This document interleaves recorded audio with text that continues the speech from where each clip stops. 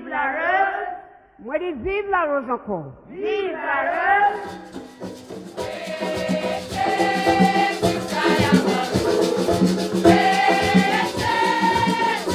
The La Rose Festival has spun a cultural tale of music, dance and drama for over 200 years. It showcases the pride and resilience of the St. Lucian people who have passed on the richness of its cultural history from one generation to the next.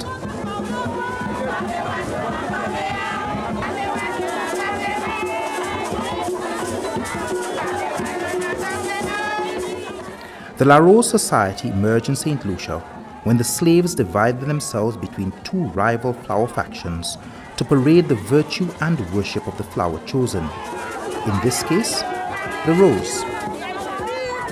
However, it was not simply an art form developed to gratify the Negro slaves' propensity for dancing. Rather, it was a means of establishing a sense of identity in a politically sensitive, oppressive system. Rather than emphasize the masking of traditional African professions such as the warrior, witch doctor, and herbalist, the flower festival strongly emphasized the decorum of European regal courts and dance forms. Some believe this to be an outward mockery of European traditions. Others view the festival as the Roman Catholic Church's attempt to bring the slaves under their influence, thereby eliminating the significance of their African origin. Followers of the Rose base their devotion on the myth or legend of Santa Rose de Lima. The story goes that a young slave named Rose, who worked in the great house of a plantation, was dissatisfied with the bad treatment her relatives received while working in the fields and elsewhere in the plantation. She habitually stole bread from the kitchen and took it to her relatives at night. However, she was soon regarded with suspicion, and one night, guards ordered her to reveal what she had in her apron. Miraculously, as she complied, instead of loaves, bunches of roses fell from her apron. This saved her life and was seen as a divine reward for her acts of resistance and good deeds. As a result, the La Rose Society was birthed, as island celebrants adopted both the sanctified girl's name and the miraculous flower as their symbol.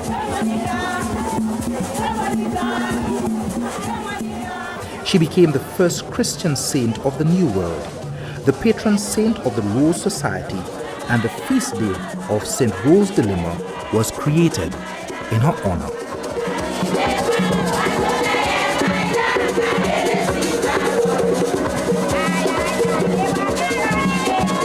However, some are of the belief that the Rose Society emerged in Africa before slavery. The legend places Rose as one of the daughters of a great pharaoh who was very charitable with the poor of the land, occasionally passing them loaves from Pharaoh's table. One day, the pharaoh returned home early from battle, only to find a crowd of poor outside the court. He queried as to their presence, and Margaret, Rose's sister, revealed that it was Rose's fault for giving them food. Pharaoh ordered the Rose to be arrested and searched. This is the point at which both versions conjoin. Instead of finding food in her apron, the crumbs miraculously changed into roses, and her life was saved.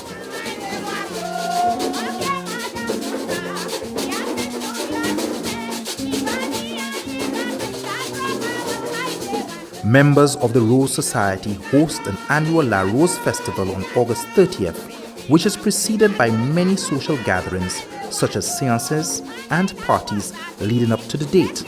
This festival follows the masquerade tradition since the main performance is a street procession of costume characters, including theatrics and dramatizations within the street parade. The characters within the festival are hierarchically structured to illustrate the colonial society, with the king and queen as the head, followed by other dignitaries and ending with people of lower economic standing.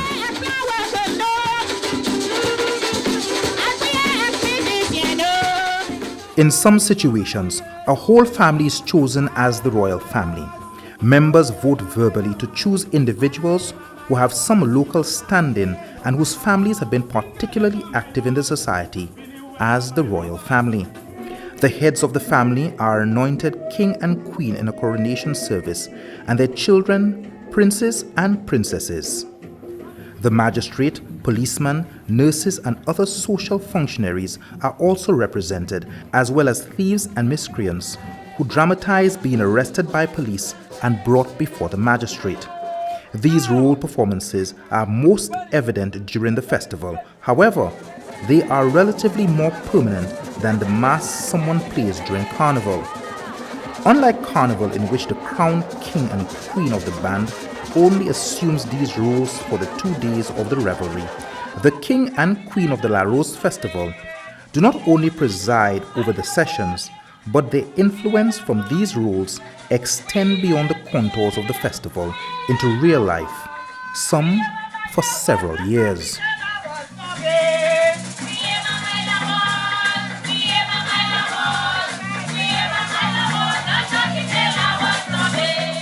Preparations for the La Rose Festival start many months before the actual feast day on August 30th. During that period, the Rose Society gathers at a bar or hall in a community, particularly on weekends, to hold seances.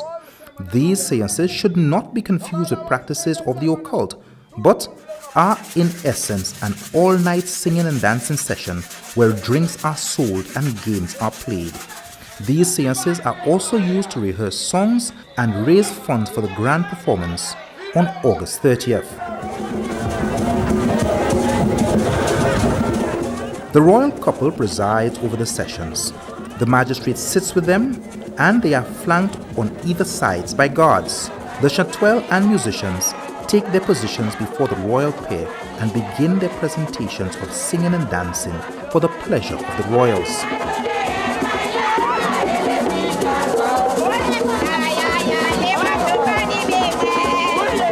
The songs and dances at the seances are vibrant and boisterous, featuring popular cultural dances such as the mappa and quibish.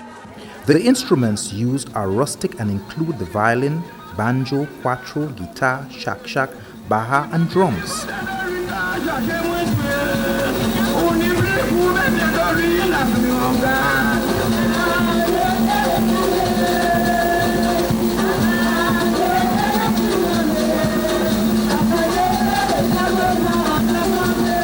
As the members move about dancing, the police ensure that all misdemeanors are brought before the magistrate, arrested and fined for crimes such as being too glum, exuberant or smoking without a license in an area. These fines, as well as the sale of drinks and light snacks, defer the expense of the society.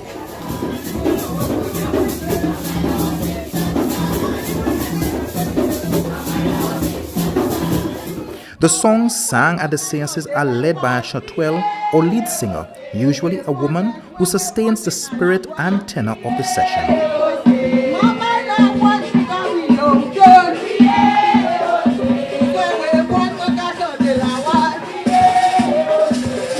She is also responsible for the composition of new songs, also known as ballets. Some ballets sing the praise and virtue of the rose flower. Others are designed to ridicule their rival group, the La Marguerites. The châtelaines lead the ballet and members of the group acting as a chorus in a call and response pattern.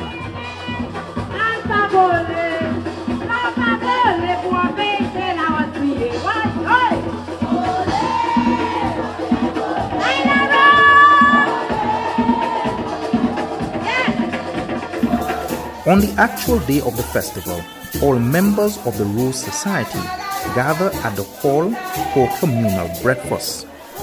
Previously, the men wore costumes similarly worn by the European colonizers.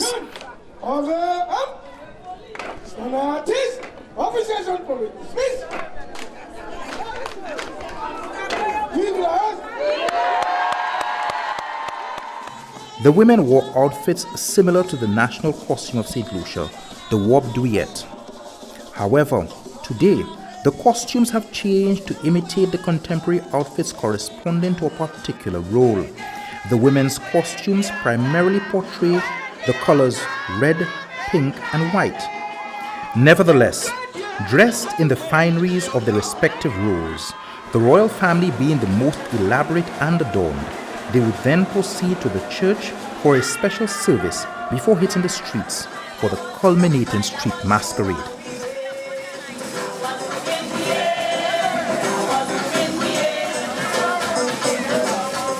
After the parade, unlike the séances, the Grand Fête is a more disciplined event. The dancing is traditionally limited to quadrille, lances, and other figure dances, including ballroom-type dancing. St. Lucia has always been predominantly Catholic, and the policies of the Church have a significant influence on its followers, including the flower societies. As a result, the Roses assumed a community self-help spirit and aided with many of the projects entrusted to the Church. In fact, there is scarcely a parish on the island that doesn't owe the erection of its church wholly or partly to the support and funding of the flower societies. For instance, the Roses built the belfry at the Catholic Church in Vieux-Fort. The virulent red of the rose still speaks to many a St. Lucian today.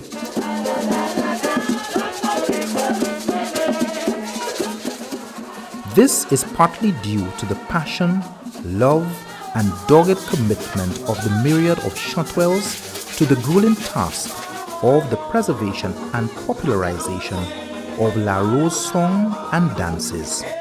Among these chanteuses, there is none so gifted and loved as Dame Cécenne Descartes of Passias, who was the lead chanteuse for the La Rose group in Micoud from the age of 8. Cécenne was deemed the queen of culture and became a central figure in the revival of the folk songs and dance traditions of St. Lucia that threatened to fade into obscurity with time. Cécenne's influence also inspired the work of Joyce O'Geese and the creation of two singing groups, the Hellenites and the Uranora Voices, whose long-playing records of La Rose songs allowed these songs to become well-known and quite popular in the wider St. Lucian society.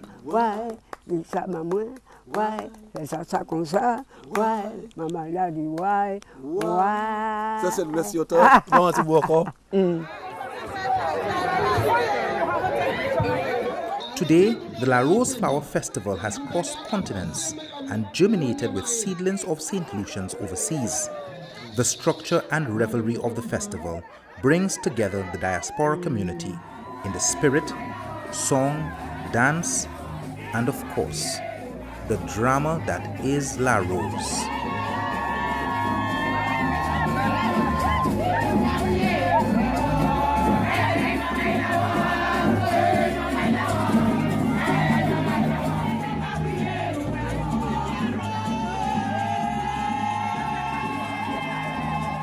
Despite the popularity of the La Rose Festival and their contribution to society, they were not without their fair share of problems, especially with the Catholic Church, who threatened their very existence and continuity.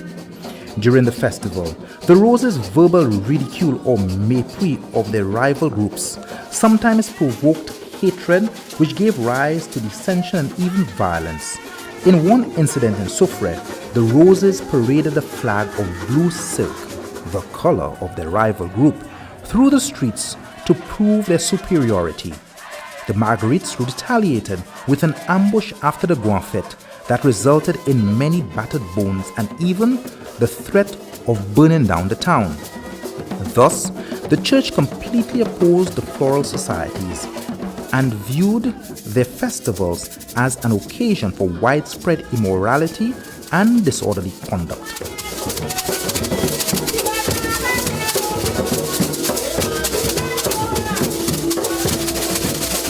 The La Rose Festival was excommunicated by the church, and Catholics were forbidden from joining or remaining in them.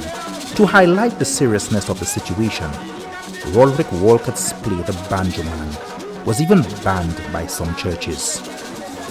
The extravagant, quarrelsome, and rioting nature of La Rose didn't only land them in trouble with the church, but with other institutions and some members of the upper class in society. In 1865, the editor of the St. Lucia blamed the flower festivals for the increase in the crime of larceny and soufre.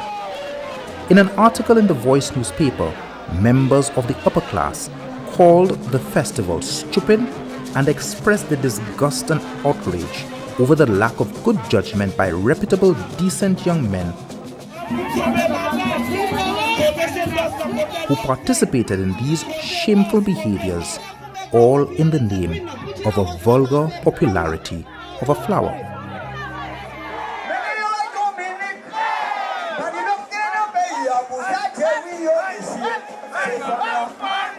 Given the present wave of nationalism and cultural awareness in St. Lucia, such notions may no longer be publicly expressed.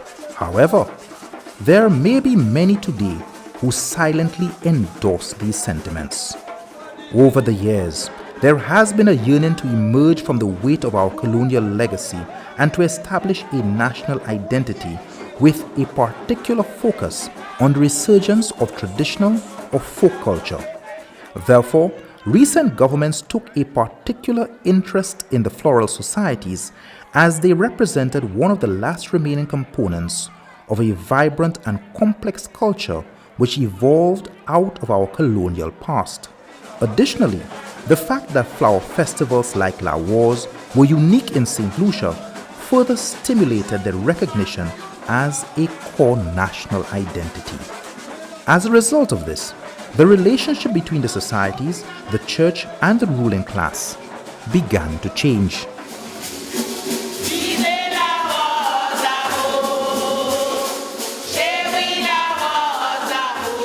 Today, the relationship with the church has been fully restored, and the La Rose mural by Dunstan St. Omer at the Church of St. Rose de Lima in Monchy is a testament to how radical attitudes have changed towards the flower festivals, as well as the church's efforts to work more closely with the Rose congregation.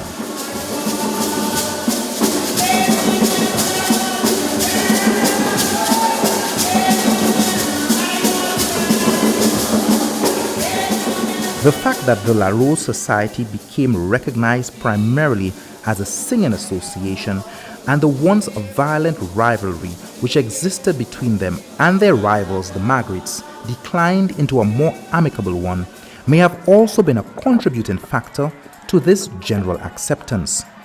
As time passed, though only the laboring class and domestic servants took an active role in the festival, there was scarcely an individual on island who did not enroll in one of the floral societies.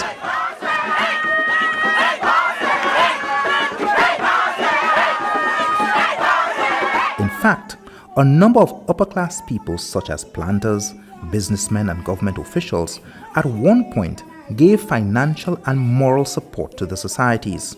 However, today, the support from the commercial sector is almost non-existent, with the exception of the Laborie Cooperative Credit Union, which has consistently supported various La Wars groups. Over the years, the number of groups has decreased substantially, perhaps due to the fact that although the basic structure and tradition of La Wars remains unchanged over the years, the relative significance of the festival as a popular institution of folk expression within St. Lucian society has indeed changed drastically. Like 𝐸𝐬𝐭𝐤𝐿 and Carnival, the La Rose Festival was recognized as a cultural and social tradition involving the entire St. Lucian population. However, at present, this national and cultural identity has been confined primarily to rural communities. Furthermore, in the wake of the cultural imperialism transmitted via radio, television, and the internet, the appreciation for the festival, especially amongst the younger generation, has waned. Recent governments, cultural institutions, and various commercial businesses within the society believe that the La Rose Festival embodied the unity, strength, and togetherness of the culture, and the sense of 𝐸𝐬𝐿 could not be allowed to disappear from society. It was generally agreed that more education and the strengthening of the socio-political position of the festival would ensure its survival. Therefore, the governments felt it necessary to incorporate the recognition of the floral societies into their programs and cultural development. One such initiative is the teaching of Lawar's songs at school, so that future generations are exposed to and involved in aspects of the festival, so as to cement the traditions of Lawar's within them.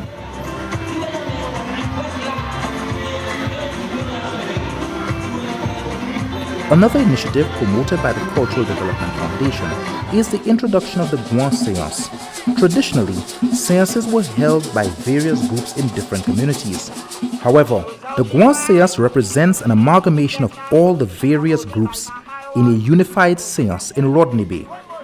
This initiative also forms part of CDF's drive to develop the festival into a tourism product.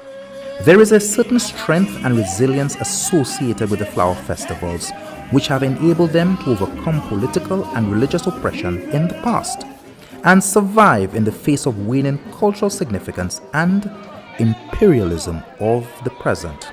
Although the scope to regain nationwide participation is limited, the La Rose Festival will forever be deep-rooted in the cultural communities and form part of their societies.